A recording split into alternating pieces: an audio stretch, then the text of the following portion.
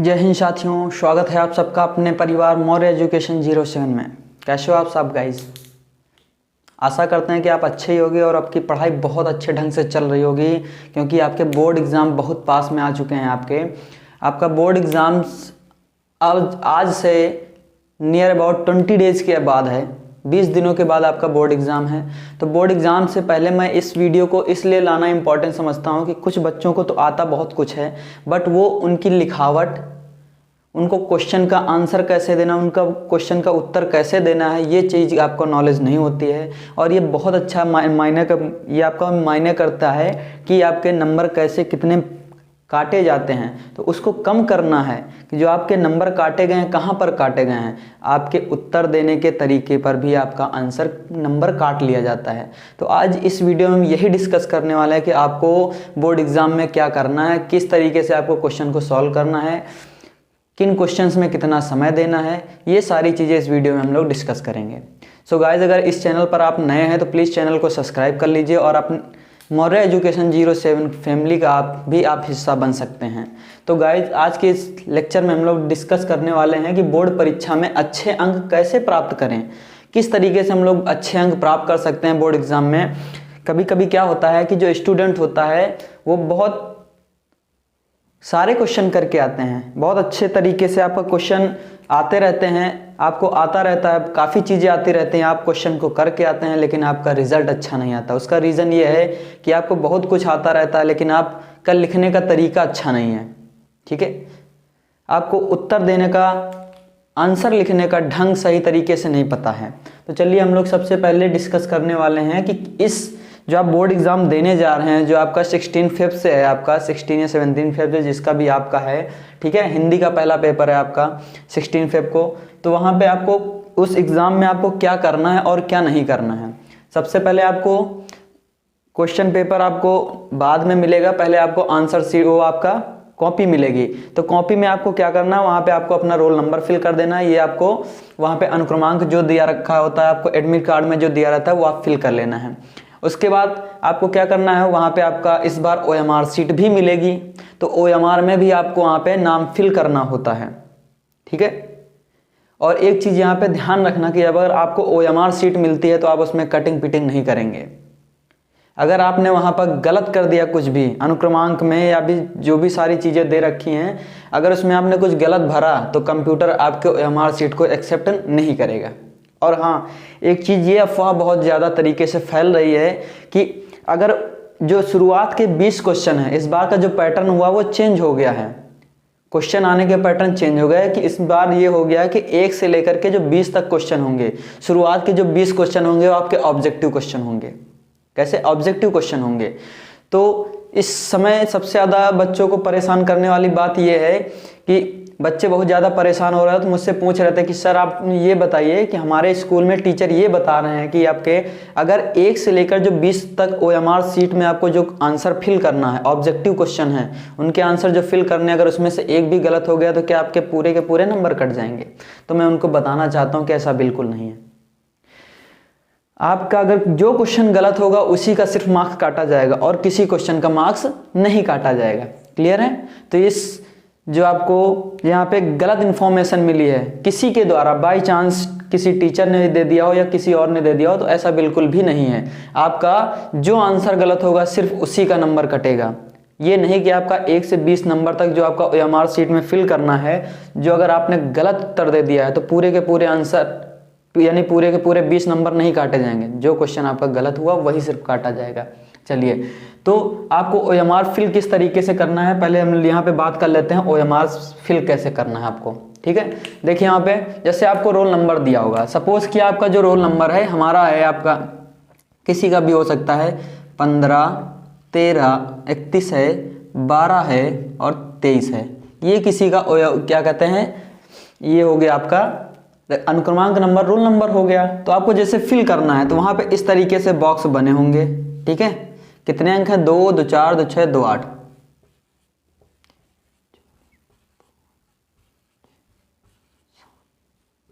ये हो गया। ठीक है, और उसके नीचे यहाँ पे 1 से लेकर के 10 तक यहाँ पे, ठीक है, 1, 2, 3 9 तक, यहाँ 0 भी होता है शायद, यहाँ 0 भी होता है, यहाँ पे 0 भी होगा आपका, 0 1 2 3 4 5 4 हो गया, 5 हो गया, 6 हो गया, 7 हो गया, 8 हो गया, 9। इस तरीके से गोले बने होते हैं, 0 1 2 3 4 5 6 7 8 9 0 0 0 0। इस तरीके से वहाँ OMR भरना होता है आपको, ठीक है। आज मैं आपको बता ही देता हूँ, जो लोगों ने प्री बोर्ड दिया है वहाँ पे ऐसे OMR आपको देखने को मिले होंगे, वहाँ पे कोई समस्या नहीं हुई होगी आपको, ठीक है। वहाँ पे आपको बताया गया होगा किस तरीके, लेकिन जो बच्चे, काफी बच्चे ऐसे हैं जिन्होंने अभी तक प्री बोर्ड नहीं दिया, अपने स्कूल का शक्ल तक नहीं देखे हैं, तो उन लोगों के लिए है कि उनको वहाँ पे OMR कैसे फिल करनी है। देख लीजिए आप लोग,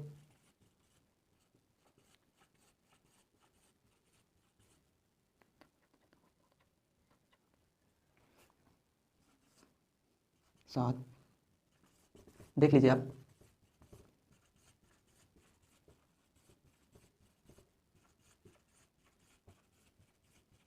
ये हो गया। तो ये इस तरीके से आपका OMR सीट वहां पे बना रहेगा। आपको किस तरीके से फिल करना है, जैसे आपका रोल नंबर ये लिखा हुआ है 15 31 12 और 23, ये आपका वहां पे रोल नंबर है जो आपका एडमिट कार्ड में लिखा होगा। आपको कोई समस्या नहीं, आपको एडमिट कार्ड लेके जाना, और एक काम आपको और करना है, जैसे आपको एडमिट कार्ड मिले आप उसकी फोटो कॉपी तुरंत करवा लें, ठीक है। उसके बाद जैसे वहां पे आपको OMR सीट मिल गई, वहां पे आपको अपना रोल नंबर फिल करना है। तो पहले कॉलम में लिखिए 1 5 3 1 1 2 2 3।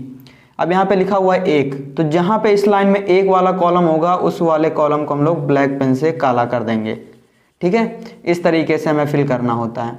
फिर दूसरे में क्या है 5, तो 5वां जो कॉलम होगा, जो कि जहां पे 5 लिखा होगा उसको हम लोग काला कर देंगे, ये हम लोगों ने काला कर दिया, ठीक है। उसके बाद इसमें आपको कौन सा काला करना है, तीसरा काला करना है, ठीक है। इस तरीके से आपका OMR फिल किया जाता है।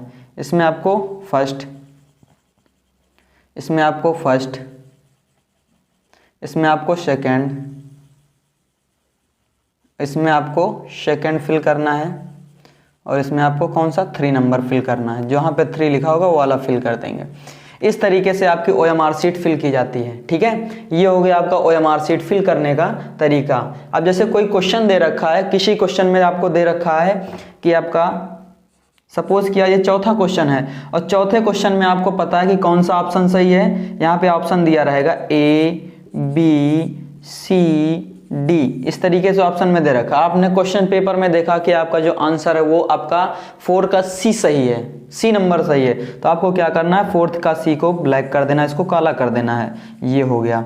हाँ, एक चीज यहाँ पे और ध्यान देने योग्य बात है, अगर आपको पता है कि आपका आंसर C है और बाय मिस्टेक आपने गलती से उसको ब्लैक काला कर दिया, आपने B को काला कर दिया, उसके बाद में आपने देखा कि B को मैंने काला कर दिया, तो फिर हमें क्या करना है कि आप क्या करते हो कि B को भी काला कर देते हो और C को भी आप काला कर देते हो। तो उस स्थिति में आपका ये वाला क्वेश्चन आपका जो कंप्यूटर होगा वो आपका एक्सेप्ट नहीं करेगा, उसको गलत आंसर मानेगा, उसका मूल्यांकन बिल्कुल भी नहीं करेगा, यानी इस क्वेश्चन का आपको नंबर बिल्कुल भी नहीं दिया जाएगा। इसलिए OMR सीट को केयरफुली तरीके से फिल करें, ठीक है। ये चीज ध्यान में रखें कि जब आप फिल करने जा रहे हैं तो एक बार फिर से गौर करिए वहां पे कि आप जो फिल करने जा रहे हैं सही फिल करने जा रहे हैं कि नहीं, ठीक है। और जो जिन स्टूडेंट्स के 1 से 20 नंबर के जो क्वेश्चन होते हैं, एक नंबर वाले जो 1 से 20 क्वेश्चन तक होते हैं, अगर उसमें से आपके सपोज दैट 20 का बनता है, वहां से 20 में अगर जिन स्टूडेंट के 17 से 18 अगर आपके सही हो गए, 17 से एबव सही हो गए आपके, ठीक है, 17 प्लस आपके अगर सही हो गए, 17 प्लस, तो उन स्टूडेंट के 90 प्लस एबव नंबर जाने निश्चित हैं। वो स्टूडेंट 90 प्लस नंबर आसानी से गेन कर सकते हैं, ठीक है। वो विद्यार्थी आपके 90% से ऊपर नंबर आसानी से प्राप्त कर सकते हैं। तो ये था आपका OMR सीट फिल करने का तरीका, ठीक है। तो आपको इस तरीके से OMR सीट बिल्कुल भी नहीं फिल करनी है कि एक ही लाइन में दोनों के दोनों गोले काले कर दिए जाएं, या फिर कुछ बच्चे ये करते हैं कि यहाँ पे 1 लिखा हुआ दूसरी 5 है, इसी में 5 को काला कर देते हैं। ये गलत तरीका है। जिस लाइन में आपने 5 को लिखा है उसी लाइन में आपको 5 को काला करना है। इसमें 3 लिखा है, 3 को इस तरीके से आपको काला करना है। ये था OMR सीट फिल करने का, ठीक है। क्या करें क्या ना करें, यही मैंने बताया कि आपको OMR में क्या करना है और क्या नहीं करना है, ठीक है। और OMR में ओवर राइटिंग बिल्कुल भी नहीं करना है। वहां पे आपको इस तरीके से आपको कटिंग पिटिंग बिल्कुल भी नहीं करनी। अगर आपने कटिंग पिटिंग कर दी, आपने रोल नंबर गलत फिल किया, तो अगर आपने यहाँ पे कहीं गलती कर दी रोल नंबर फिल करने में, तो फिर आपका जो OMR सीट है वो कंप्यूटर द्वारा, ठीक है, एक्सेप्ट नहीं किया जाएगा, वो चेक ही नहीं करेगा आपकी कॉपी को। इसी तरीके से जिस क्वेश्चन में आपने 2 क्वेश्चन को काला कर दिया तो वो आपका क्वेश्चन अमान्य, ठीक है, उसका आंसर नहीं माना जाएगा, ठीक है, वो उस क्वेश्चन को चेक ही नहीं करेगा। चलिए, उसके बाद क्या है, बोर्ड एग्जाम में लिखते कैसे हैं, ये हम लोग डिस्कशन कर लेते हैं। बोर्ड एग्जाम में किस तरीके से लिखें ताकि हमें अच्छे नंबर प्राप्त हों, ठीक है। चलिए तो देखते हैं कि बोर्ड एग्जाम में लिखने का तरीका क्या होता है। सबसे पहले जब आपको कॉपी मिलती है, आप अपना वहाँ पे नाम तो लिखना नहीं होता दोस्तों वहाँ पे। सो गाइज, कोई भी वहाँ पे आपको अपना नाम नहीं लिखना, कोई कॉलम नहीं होता नाम का कॉलम ना होने का कई सारे फायदे हैं, वो यहाँ पे मैं एक्सप्लेन नहीं करूँगा, ठीक है। किसी दूसरी लेक्चर में हम लोग उसके बारे में डिस्कशन करेंगे कि नाम क्यों नहीं लिखे जाते हैं।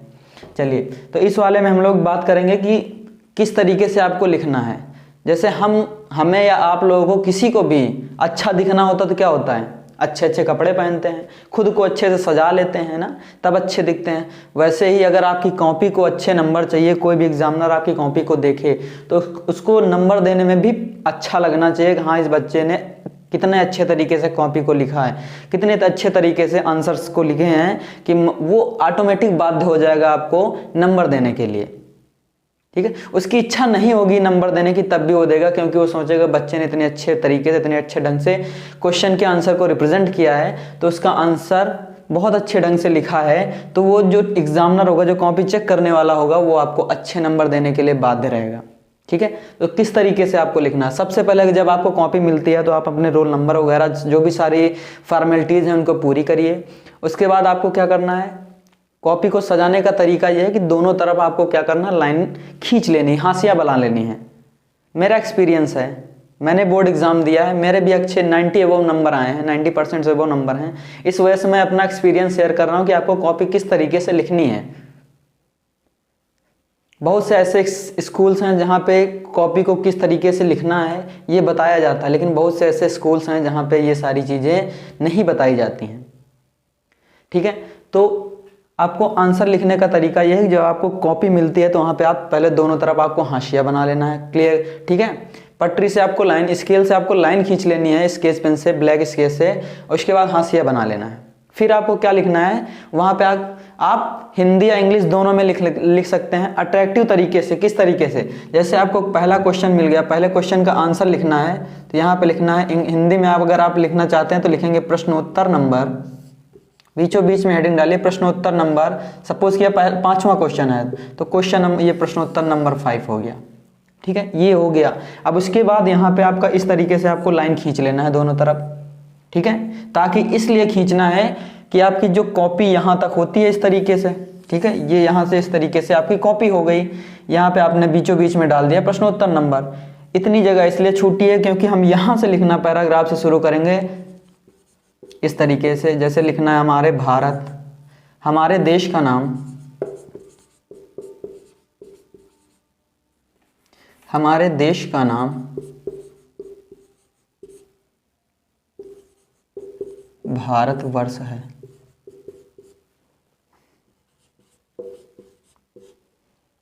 ठीक है। जैसे हम लिखेंगे हम भारत के निवासी हैं, उसके बाद लिखेंगे हमारे देश में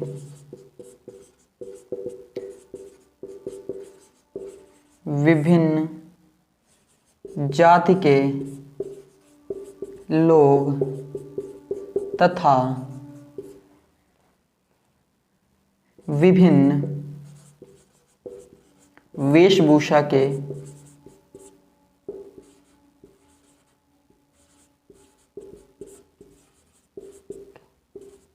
लोग रहते हैं, ठीक है। जैसे इस तरीके से आपको लिखना है, तो आप लिखेंगे तो आप देखेंगे जो कॉपी देखने वाला होगा यहाँ पे कहेगा कि आपने जो लिखा है इसकी जो लाइनिंग है एकदम बराबर जैसे किताबों में लिखी होती है कि आपका कोई भी लाइन एक यहाँ तक लिखी हुई, दूसरी यहाँ तक लिखी हुई, तीसरी यहाँ तक लिखी हुई, वो देखने में अच्छा नहीं लगता है। इस वजह से आपको लाइन यहाँ पे ड्रॉ कर लेनी है, खींच लेनी है, ताकि आपको जो लिखना है वो उन जो शुरुआत हो लाइन की बराबर होनी चाहिए। ठीक है, ये तरीका हो गया। उसके बाद जैसे आपका क्वेश्चन ओवर हो गया, फिर आप उसको लाइन खींच दिए इस तरीके से। फिर अगला यहाँ पे डालिए प्रश्नोत्तर नंबर अगला जो क्वेश्चन है 06, फिर डालिए, फिर उसको लिखना शुरू करिए। ये लिखने का तरीका है। ठीक है, बहुत से स्कूलों में नहीं बताया जाता, तो बच्चे क्या करते हैं इस साइड में डाल देते हैं उत्तर नंबर 1, उत्तर नंबर 2, उत्तर नंबर 3। ये तो आम है, आम बात है, तो सभी बच्चे ऐसा करते हैं। अगर आपको अच्छे नंबर पाने हैं 90 प्लस है, वो 90% से ऊपर अगर आपको नंबर पाने हैं, तो ये तरीका आपको अप्लाई करना है वहाँ पे। किस तरीके से आपको वहाँ पे लिखना है कि ताकि अच्छे नंबर मिले, तो ये आपको अप्लाई करना है। ये देखने में भी और ऐसा, ये भी अगर ऐसा करोगे तो आपको ये भी पता चलता है, एग्जामिनर को ये भी पता चलता है कि जो कॉपी लिखी गई ऐसा लग रहा है किसी अच्छे स्कूल के बच्चे ने लिखी है, बहुत अच्छे तरीके से सजा के लिखिए। तो कुछ वहाँ पर यह भी मायने रखता है कि आपने कॉपी को किस तरीके से लिखा है। ठीक है, ये हो गया। तो ये तो हो गया आपका लिखने का तरीका। जैसे जैसे क्वेश्चन खत्म होते जाएंगे, एक क्वेश्चन खत्म हुआ, दूसरा जैसे खत्म हुआ उसके नीचे एक लाइन खींच देंगे कि हाँ यहाँ से पता चलता है कि आपका क्वेश्चन यहाँ से खत्म हो गया। फिर आगे डालेंगे प्रश्नोत्तर नंबर। ठीक है, ये होता है लिखने का तरीका। ये नहीं कि जैसे पाए वैसे लिख दिए, उसमें आपको नंबर नहीं मिलने वाले हैं, नंबर आपको इस तरीके से मिलेंगे। क्लियर है? चलिए आगे बात करते हैं हम लोग।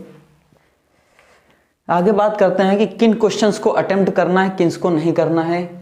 सो गाइज, अगर हमारी सलाह यही है कि जैसे आप एक फिजिक्स का एग्ज़ाम दे रहे हैं या केमिस्ट्री का एग्ज़ाम दे रहे हैं, ठीक है, साइंस का एग्ज़ाम दे रहे हैं या मैथ्स का एग्ज़ाम दे रहे हैं, ठीक है, तो जो फिजिक्स के न्यूमेरिकल हैं वो वाले आप उन पोर्शंस को, उन पर आप फोकस करिए। क्यों?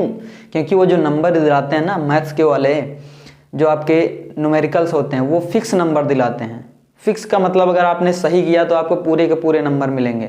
वहीं अगर आप लॉन्ग आंसर में, ठीक है, लॉन्ग आंसर अगर आपका 7 नंबर का है और आपने पूरी थ्योरी लिख रखी है, तो उसकी कोई गारंटी नहीं है कि एग्जामिनर आपके 7 में से 7 नंबर दे दे पूरे के पूरे। बट हाँ, अगर वहीं अगर 7 नंबर में आपका न्यूमेरिकल आया और उसकी किसी, ठीक है, किसी के डेफिनेशन पूछ रखी है, सपोज दैट ओम के नियम को वहाँ पे उल्लेख करना है और उसके बाद ओम के नियम से रिलेटेड आपको अगर कोई न्यूमेरिकल दे रखा है, तो मेरा सजेशन ये है कि आप न्यूमेरिकल की तरफ बढ़ें। रीज़न ये है कि वो न्यूमेरिकल्स जो होते हैं वो समय कम लेते हैं और दूसरी बात है वो सॉलिड नंबर दिलाते हैं आपको। अगर आपका न्यूमेरिकल 4 नंबर में आया है, अगर आपने सही किया है वहाँ पे सारी चीज़ अच्छे तरीके से, ठीक है, तो वहाँ पे आपको पूरे के पूरे 4 नंबर दिए जाएंगे। वही अगर 4 नंबर में कोई थ्योरी आती है, 7 नंबर में कोई थ्योरी लिखने के लिए आती है, तो वहाँ पे आप जरूरी नहीं कि आपके अगर 7 नंबर का है तो 7 के 7 नंबर ही मिले। ठीक है, तो इस वजह से मेरा जो मानना है कि आप लोग किस तरफ, आपको किस चीज़ का आंसर देना चाहिए, न्यूमेरिकल्स पोर्शन का, मैथमेटिक्स वाला पोर्शन है उस पर। ठीक है ये, और किस तरीके से आपको लिखना है। जैसे आपका न्यूमेरिकल आ गया तो आपको वहाँ क्वेश्चन नहीं नोट करना है, वहाँ पे जैसे न्यूमेरिकल से या मैथ्स का आपका एग्जाम दे रहे हैं तो इस तरीके से लिखना है। गिवन जो भी है आपका लिखने का, जैसे यहाँ पे लिखा था मैंने, अगर इंग्लिश में लिखना चाहते हैं तो आप लिखेंगे आंसर नंबर 05। मैथ्स का एग्जाम दे रहे हैं, इंग्लिश में दे सकते हैं, कोई समस्या नहीं, इंग्लिश में लिखेंगे तो और अच्छी बात है। ठीक है, ये हो गया। जैसे आपको लिखना है उसके बाद वहाँ पे आपको इस तरीके से लिखना है, यहाँ पे लिखना है साइड में गिवन, क्वेश्चन में क्या दे रखा है। ठीक है, टू फाइंड, आपको निकालना क्या है, क्वेश्चन क्या हल करने के लिए कह रहा है, किसकी वैल्यू पूछ रहा है, ये लिखना है। उसके बाद यहाँ पे लिख देना आपको सॉल्यूशन। ये हो गया आपका। इस तरीके से आपको लिखना है वहाँ पे, ना कि आप जैसे पाए जैसे आपने आंसर डाल दिया बस लिखना शुरू कर दिया, वो नहीं है, वो तो कॉमन तरीका है भाई। आपको इस तरीके से लिखना है कि गिवन टू फाइंड सॉल्यूशन। ठीक है, तो ये होता है आपका लिखने का तरीका, आंसर देने का तरीका। जो क्वेश्चन में दे रखेगा वो गिवन में कर देंगे, जो हमें निकालना होगा क्वेश्चन में वो यहाँ पे लिख देंगे, और सॉल्यूशन डाल के यहाँ पे लिखना शुरू कर देंगे, क्वेश्चन को लगाना शुरू कर देंगे, सॉल्व कर देंगे, और लास्ट में जैसे ही आंसर आ जाएगा तो लिखेंगे यहाँ पे आंसर, बस। और जो आंसर आएगा उसको हम लोग क्या करेंगे, बॉक्स में बंद कर देंगे, ताकि एग्जामिनर हाईलाइटेड रहे, वहाँ पे हाईलाइटेड है बॉक्स के अंदर कि हाँ ये आपका आंसर आ गया है। ठीक है। जो कॉपी चेक करने वाला है कि उसके सबसे पहले यहाँ पे देखता है कि हाँ आंसर आया है तो सही आया कि गलत आया। अगर सही आया तब उसकी नज़र पड़ती है कि बच्चे ने कहाँ तक सही किया है, ठीक है, किस मेथड से किया है। और मैथ्स में एक अच्छी बात यह है कि मैथ्स में स्टेप मार्किंग होती है। मैथ्स हो गया या फिजिक्स हो गई, किसी भी चीज़ में है आपकी स्टेप मार्किंग होती है। आप वहाँ पे एग्जामिनर देखा कि आपने कितने स्टेप तक सही किया है, अगर 3 स्टेप तक सही किया, अगर वहाँ पे अगर 2 नंबर देने लायक आपका वहाँ पे होगा तो वहाँ पे 2 नंबर दे देगा वहाँ पे, ठीक है। और अगर आपका पहले स्टेप से आपका गलत हो गया तो पूरा क्वेश्चन काट दिया जाएगा। अगर लास्ट में आपका केवल आंसर से 1 या 2 लाइन पहले तक गलत, उसके नीचे से गलत हुआ है तो आपको उस क्वेश्चन के अकॉर्डिंग जितने नंबर का होगा उसी हिसाब से एग्जामिनर आपको नंबर दे देगा। ये होता है कॉपी चेक करने का तरीका। तो ये था आपका अच्छे नंबर कैसे प्राप्त करें, लिखने का तरीका, OMR शीट कैसे फिल करना है, किन क्वेश्चंस को अटेम्प्ट करना है पहले, जो क्वेश्चन आपको अच्छी तरीके से आते हैं, ठीक है, जो क्वेश्चन आपके प्रैक्टिस में थे, जिस टाइप के क्वेश्चन आपके थे उन पर आपको क्या करना, उनको पहले कमांड करना, रिकमेंड करना। पहले मैं आपको रिकमेंड करता हूँ वही क्वेश्चन पहले करिए। जो क्वेश्चन में आपको डाउट आता है या फिर कम आते हैं उनको बाद में रखिए। इसलिए बाद में रखिए क्योंकि अगर आप शुरुआत में करेंगे तो आपका समय ज़्यादा जाया जाएगा। और जैसे ही आप घड़ी देखेंगे कि आपका इतना टाइम व्यतीत हो गया, अभी मेरे इतने सारे क्वेश्चन पड़े हुए हैं, तो फिर आपका क्या होगा, आपके हड़बड़ाहट के अंदर क्वेश्चन गलत होने के चांसेस ज़्यादा हो जाते हैं, ठीक है। तो आपको क्या करना है, पहले उन क्वेश्चंस को सॉल्व करना शुरू करना, उन क्वेश्चंस को करना है जो आपको अच्छे तरीके से आते हैं। फिर बाद में उन क्वेश्चन को करना है जो क्वेश्चन आपको कम आते हैं या फिर नहीं आते हैं, जिसको आप सिर्फ ट्राई करके, प्रयास करके ही उनको ये साबित कर सकते हो कि हाँ हम प्रयास कर सकते हैं कि इस क्वेश्चन का आंसर आ जाएगा। तो उनको आपको बाद में रखना है, जब समय बचेगा उनके लिए है, ठीक है। बाकी एक विनती है आप लोगों से कि आप लोग बोर्ड एग्जाम में एक भी क्वेश्चन छोड़ के ना आए, सारे के सारे क्वेश्चन करके आए, वहां पे कोई भी क्वेश्चन आपको नहीं छोड़ना है, ठीक है। तो ये थी आपकी बोर्ड एग्जाम में अच्छे अंक प्राप्त करने की स्ट्रेटजी थी, जिसको जो मेरी स्ट्रेटजी थी, जो मैं बोर्ड एग्जाम में 2016 में मैं पास आउट हुआ हूँ, 12th पास आउट किया, 2014 में हमारा हाई स्कूल था। तो उस समय की स्ट्रेटजी थी कि हमें किस तरीके से आपको क्वेश्चन को अटेम्प्ट करना है, किस तरीके से हमें आंसर लिखने हैं, किस तरीके से। उस टाइम पे OMR नहीं थी, ठीक है, उस टाइम पे पैटर्न थोड़ा सा चेंज था, एक 20 नंबर के ऑब्जेक्टिव नहीं आते थे। इसी बार से आपका 20 नंबर वाला जो ऑब्जेक्टिव आया ये यहाँ पे लगाया गया है, ठीक है, इसके पहले नहीं था। तो ये हमारी स्ट्रेटजी थी, जिस तरीके से हमने तैयारी की थी, ये मैं अपना एक्सपीरियंस शेयर कर रहा था अभी तक। सो अगर ये था आपका बोर्ड एग्जाम में अच्छे अंक प्राप्त करने का तरीका कि हम लोग कैसे प्राप्त कर सकते हैं, 90% से ऊपर कैसे हम लोग गेन कर सकते हैं। और गेन करना आसान है, कठिन नहीं है, बहुत आसान है। बस आपको अच्छे तरीके से लिखना है, किसी क्वेश्चन को छोड़ के नहीं आना है। यही है आपका अच्छे अंक प्राप्त करने का राज। कोई कुछ भी कहे, कोई फ़र्क नहीं पड़ता है। कोई कहेगा कि तुम्हें ये लगाना है, ऐसा करना है, वैसा करना है, बिल्कुल नहीं। यही आपको कर लेना है। आपको गारंटी के साथ बताते हैं, आप बोर्ड एग्ज़ाम दे के आएंगे, उसके बाद जब रिजल्ट आएगा, अगर इसी पैटर्न को आपने फॉलो कर रखा है तो गारंटी के साथ आप 85 या 90 एबो आप आसानी से निकल जाएंगे, ठीक है। तो ये आपकी आज की स्ट्रेटजी थी कि बोर्ड एग्जाम में कैसे अच्छे अंक प्राप्त करें। ये था आपका स्ट्रेटजी थी, ये आपका तरीका है, इस तरीके को फॉलो करें। अगर ये तरीका आपको अच्छा लगे तो इस क्लास को ज़्यादा से ज़्यादा, इस लेक्चर को ज़्यादा से ज़्यादा, जो है अपने वीडियो को ज़्यादा से ज़्यादा शेयर कीजिए, ताकि जो बोर्ड एग्ज़ाम देने जा रहे हैं बच्चे उन तक पहुँच सके। और उनके उज्जवल भविष्य की मैं कामना करता हूं। और उनको पहले से ही 20 दिन अभी बाकी हैं, आप लोग अच्छे से प्रिपरेशन कीजिए, अपने समय को अच्छे से यूटिलाइज कीजिए, सही से पढ़ाई पर उसको लगाइए। इधर उधर घूमने से आपका समय वेस्ट होगा। तो जितना हो सके आप कम घूमिए। भाई कितने दिन की बात है भाई, 1-1.5 महीने अच्छे से पढ़ लीजिए। अब 1-1.5 महीने आपको सिर्फ एग्ज़ाम देना है और कुछ नहीं करना है, ये भूल जाइए। सोने का समय कम कर दीजिए, मैक्सिमम आप 3 से 3.5 घंटे, 4 घंटे कर दीजिए। बाकी समय आप अपना पढ़ाई पे दीजिए। और जैसे ही बोर्ड एग्जाम हो जाए उसके बाद आप कुछ भी करिए, खेलिए, घूमिए, जितना घूमना है घूमिए, ठीक है। बोर्ड एग्जाम आपको अच्छे से क्लियर कर लेना है, ताकि तुमको भी फक्र हो अपने ऊपर और तुम्हारे माता पिता को भी फक्र हो कि हाँ मेरे बेटे ने कुछ कर दिखाया है। सो गाइज, जो स्टूडेंट बोर्ड एग्ज़ाम देने जा रहे हैं उनको पहले से बेस्ट ऑफ लक, बेस्ट विशेष हमारी ओर से। अगर आज की क्लास आपको अच्छी लगे, अगर आपको ये बोर्ड एग्ज़ाम में कैसे अच्छे नंबर प्राप्त करें, ये अगर आपको लेक्चर समझ में आया, ये आपका टॉपिक ये आपको समझ में आया है, तो इस क्लास को ज़्यादा से ज़्यादा शेयर कीजिए। धन्यवाद। वंदे मातरम। जय हिंद दोस्तों।